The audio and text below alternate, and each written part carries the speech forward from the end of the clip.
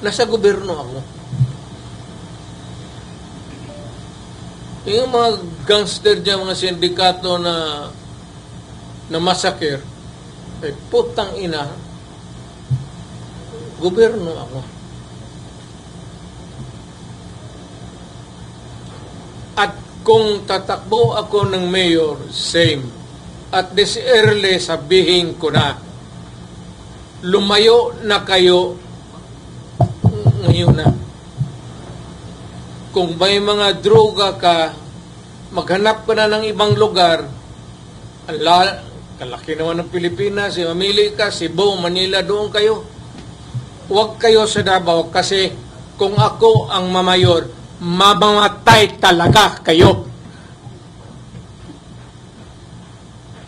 Yun ang sinabi ko noong mayor ako. Hindi sila naniniwala. Ay sabi, extrajudicial killing. Putang ina, wag na natin pag-usapan yung sinabi ko sa inyo, wag gawin mong gawain dito. Ayaw ko ng droga, ayaw ko ng kidnapping. Hayaan mo ang Davao na mag-bloom sa sarili niya. Na walang problema ang tao dito. Hindi ko kay laking Davao ako eh. Dumating ako dito, nakakarang ba? So do not fuck with me. This is my city and I want it a peaceful city. At hindi naman ako nakikialam sa tao dito. I just want a peaceful city. Kaya kung mamayor ako, umalis na kayo kaagad. Kasi pag inabutan ko kayo, patayan talaga tayo. Pati yung human rights, sabihin ko na ngayon. Kayong dapat yung human rights, i-contact na nila yung kung sino itong mga ulol na to. Kasi mamamatay talaga yan. Ayaw ko masira ang mga anak natin. Ayaw ko masira yung syudad ko. Ayaw ko na putang inang droga. Punta ka dito, magdegosyo ka. Kung wala, maghanap tayo. Hanapan kita ng paraan paano ako makatulong.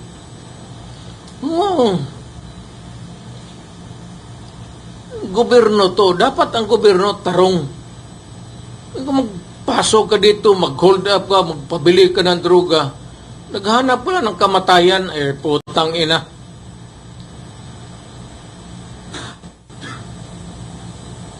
Dito sa Davao, maghanap buhay tayo, mag-asawa tayo, magtayo tayo ng pamilya, may mga anak tayo, maghanap buhay tayo para makapag-aral na ang ating mga anak.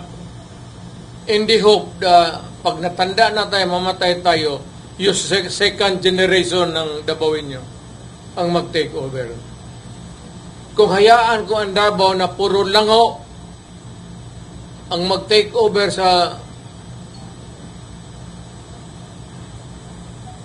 that will never happen. Nakikinig yung human rights, utang ina, makinig kayong mabuti.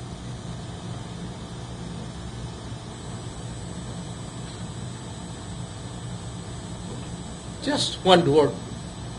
Do not fuck it here. Basta ako mayor, hindi naman ako istrikto. Nakakamali yung tayo, traffic. Wala yan. Pero yung mga droga, mag-hold up ka, mag-kidnap ka, do not expect na pag mag-enkwentro tayo, bubuhayin kita. Nag-warning na ako sa inyo. Kayong mga hold-upper, tapos i-rape ninyo yung mga biktima ninyo, patpatayin ninyo, kunin ninyo yung pera, do not expect na kung ako ang mamayor, mag-enkwentro tayo, bubuhayin ko kayo. Talagang papatayin ko kayo. Dapat makinig ang human rights dyan. Kaya dapat yung human rights magkampanya. Magkampanya sila todo. Huwag kayong bumoto kay Duterte.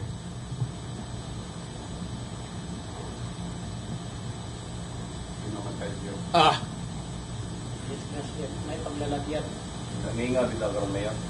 So Mayor, how do you rate your success sa under Wala ako, I cannot it's for history to judge me.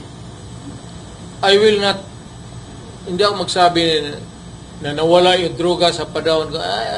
I cannot pass judgment upon myself. Basta itong Davao will remain peaceful, Davao will remain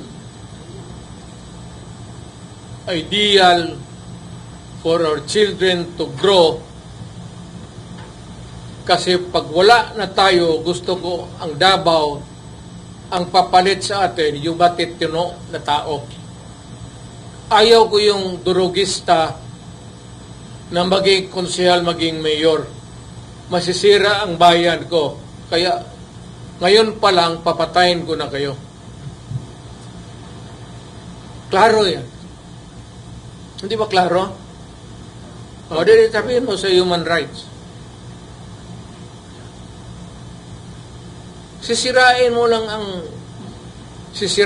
ang buhay ng tao. Sisirain mo yung pamilya. You destroy the future and you create chaos in the city. Sino ba namang gago na putang inang mayor na papayag niyan? Ang papayag yan yung mga ulol na mayor na talawan, na mga ugok, na gusto lang titulo mayor, wala namang ginagawa sa syudad niya. Hindi ako ganun, ayaw ko ng titulo. Inyo na yung titulo. Basta ako, huwag kayong do not fuck it here. Go somewhere else. So if you will be the mayor, Isali kita. Microphone, microphone. Vice, Laban. ang mga drug rehabilitation mayor, dili na kinanglan. Ang drug rehab. Kaya mga rehabilitation Yung maabot, alang-alang patayin mo. Pero dapat, wag na magdagdagan. Wag na sila magdagdag ng biktima. Ngayon, presidente ako, medyo nagminus-minus man, pero hindi ko talaga kontrolado ang Pilipinas. Malaki. At saka may kanya-kanyang kingpin. May mga kingdom, may mga politiko. Hindi kagaya dito, kung mayor ka, tawagan mo lang pulis. Putang ina, trabahuin ninyo yan. Kasi ayaw kong mayor comment. Kay Mayor Mabilog sa Iloilo is now in the country. Bumalik na at siguro tatagpo. What can you say about it? it's no longer wala na akong power maghabol sa kanya. Nung presidente ako, Patay na. hindi ko man siya naabutan. Ngayon bumalik siya na hindi na ako presidente. Hindi rin ako makialam. Kasi wala na akong power. At bakit pa yung problema na ng presidente yan. Ako tapos na akong dumaan whether I was really successful in my anti-drug campaign or maybe to put it more kung may diferensya ba sa panahon ko. Was there less bumaba ba ang drug-related crimes pati yung drug itself? Pero kung ma-mayor ako, sabihin ko yung ngayon nagdadruga, umalis kayo. Kasi pag mayor, papatayin ko talaga. Cross my heart. Mayor, anong Mayor, comment? he was saying na it was an injustice na ginawa sa kanya. Sino? Si Pabilo. Mabilog. And also, former Senator De Lima was saying he's going to hold those who sent him hurt of jail accountable. Oh, hindi yung naghahawak ng susi sa jail. Bakit mo tayo pagkalaman? Bakit mo tayo matakot dyan? Hindi mo na ako naghawak ng susi dyan sa ano? Tapos, Mayor, they're going to invite you and Senator De Lima sa body. Oh, anytime. Dilema? Anytime. Pero hindi mo namimiss si Senator De Lima, Mayor. Well, as a human being, I would say that as much as possible, I just want to make peace with everybody. But if she starts to fuck everything, hindi kita atrasan. Parang she just, Wala naman akong pinikulan. parang, May kopya pa ako sa video eh. parang she also wants to make peace. So, parang, Well, that is another thing. Kaya sabihin, di ganito ka. Tanungin ko sa kanya, anong gusto mo? Siya yung may bagahe. Alam mo, hindi niya dapat ako. Alam mo kung bakit? Sige siya yaw-yaw sa akin. Hindi ako sasagot. Bitawan ko lang yung video ulit. Magpakopya ako. Yun. Pati sa Amerika, pabili ko doon sa retail na mga X-rated. Yung mag-rent, di man daw ito tinuwi yun. hindi magtinuod. PI. Tanawa ni Mayor.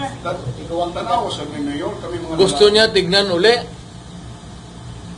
Sabihin niya uli yan. Kasi bitawan ko, sabihin mo. Pero Mayor, Sabi ni Duterte, you make that statement again publicly. And I will prove publicly na ikaw yung sa picture. Video. Sorry. Pati yung totoo. Tanawan na yun. Ayun, nakapili. Babae.